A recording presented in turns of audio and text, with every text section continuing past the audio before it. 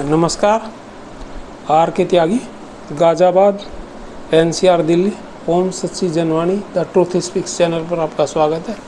Channel को subscribe करें, आपका 1 सेकंड लगेगा और हमारी मदद होगी। वीडियो को शेयर, लाइक, कमेंट करें। शेयर करने से सभी रिटायरी साथियों तक जाएगी, मोबिलाइज, मोटिवेट होंगे।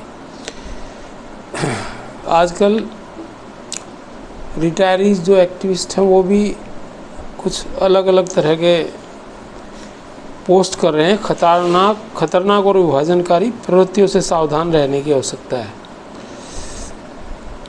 पेंशनर्स की समस्याओं को क्षेत्रीय या फिर दक्षिण, उत्तर या मध्य के तंग नज़रिए से देखना खतरनाक विभाजनकारी प्रवृत्ति का द्योतक है। सभी को सावधान रहने की ज़रूरत है। मुद्दों का दायरा देश के हर कोने तक फैला है। आंदोलन भी हर जगह हो रहा है। हमारा मानना है कि आग कहीं भी हो जलनी चाहिए। हमारे सीने में ना सही तो तुम्हारे सीने में ही सही। हमें बिना आग के धुआं और बिना पानी के आवारा बादलों का छिछोरापन खटकता है और यदि बोल दें तो दोनों से दुश्मनी होना तय है। हम उम्मीद करते हैं इन बेवफा धुओं और आवारा बादलों से वे अपनी हरकत से बाज आएं, बेवजह आग और पानी का भ्रम न फैलाएं। यह मत है श्री JN शुक्ला प्रयाग का। एक्स ग्रेशिया पर काफ़ी कुछ लिखा जा चुका है, फिर भी कुछ लोग अपनी आदत से मजबूर हैं जो बेवजह इसे चर्चा में घसीटते रहते हैं। फोरम पहले दिन से ही सरल शब्दों में स्पष्ट कर चुका है कि एक्स ग्रेशिया एक परिस्थितिजन्य निर्णय है। यह पेंशन रिवीजन का विकल्प नहीं है।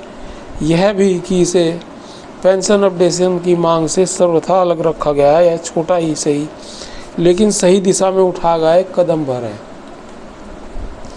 आवधिक पेंशन रिवीजन क्लॉज संयुक्त नोट को शोभा बढ़ाता न रह जाए।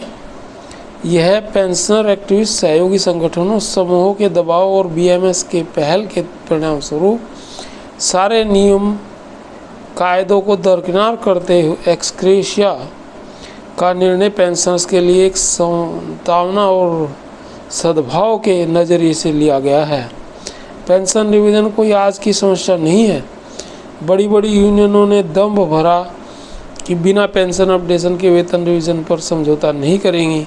सब टाएं फीस रहा और यदि आज यह पाया गया है तो कि वेतन रिवीजन के साथ पेंशन रिवीजन का आवधिक प्रावधान पेंशन रेगुलेशंस में डाला जाएगा, जिसकी हमारे हिसाब से ज़रूरत नहीं, इसे एक सकारात्मक प्रतिबद्धता के रूप में लेने की ज़रूरत है। इस संबंध में यह भी ज़रूरी है कि यह केवल रेजिडुअल मुद्दों के संयुक्त नोट का हिस्सा बनकर न रह जाए, ऐसी जैसी की परंपरा रही है। पेंशन विनियम में आवधिक पेंशन रिवीजन का प्रावधान और पेंशन रिवीजन हो, इसके लिए हर तरफ से प्रयास होने चाहिए।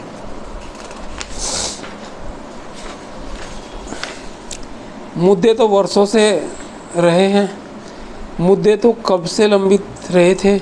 इसके पहले ऐसे निर्णय क्यों नहीं लिए गए जैसा कि 2020 के बाद से लिए जा रहे हैं। यूनियनें वही हैं, IBA भी वही है। यह अभी क्यों हुआ? अब भी यूनियनों के बिना किसी मांग या दबाव के दिमाग पर जोर देकर पेंशनर्स इन प्रश्नों पर विचार करें। इसके पहले तो कभी एक अठन्नी पेंशनर्स को नहीं मिली। जाहिर है कोई ना कोई ताकत तो है जो टकरा नहीं है, तूफान की दिशा बदल रही है। उपलब्धियां हजम नहीं हो रही हैं। बड़ी वर्किंग यूनियनों और उनकी B टीम, 2 रिटायरी यूनियनों के साथ साथ पेंशनर्स का एक वर्ग 2020 के बाद हुई उपलब्धियों को हजम नहीं कर पा रहा है। फैमिली पेंशन प्री 1986 और एक्स ग्रेशिया 100% DA रिजाइनीज को पेंशन विकल्प और एकाएक पेंशन रेगुलेशंस में वेतन रिवीजन के साथ पेंशन अपडेशन का आवधिक प्रावधान लाने और पेंशन रिवीजन न होने तक 1/11/2022 से सभी पेंशनर्स को एक्स ग्रेशिया के भुगतान की उपलब्धियां हजम नहीं हो रही हैं। आसमान कभी गिरता नहीं है, गिरे भी तो टटीरी थाम नहीं सकती। विगत दिनों कुछ निचले दर्जे की अदालती कार्रवाइयों को लेकर एक ऐसा भ्रामक भोकाल बना गया है, लगा आसमान गिरने वाला है, जैसे टटीरी अपनी टांगों पर आसमान थामने वाली है। बादल फटते हैं, बिजली गिरती है, लेकिन आज तक आसमान कभी नहीं गिरा, और यदि गिरे भी तो टटीरी अपने पाँव पर से आसमान को थाम नहीं सकती। अब आसमान गिरने की चर्चा नहीं की जाती। अब 100% डीए की मांग पूरी नहीं हुई है। यह पूर्व तारीख से लागू है जैसी बातें हो रही हैं। जाहिर है पेंशनर्स को बेवकूफ़ बनाने की कोई नई योजना बनाई जा रही है। समझौते हमेशा लेन देन पर होते हैं। धन्यवाद। भारत माता की जय। वंदे मातरम। Thank you.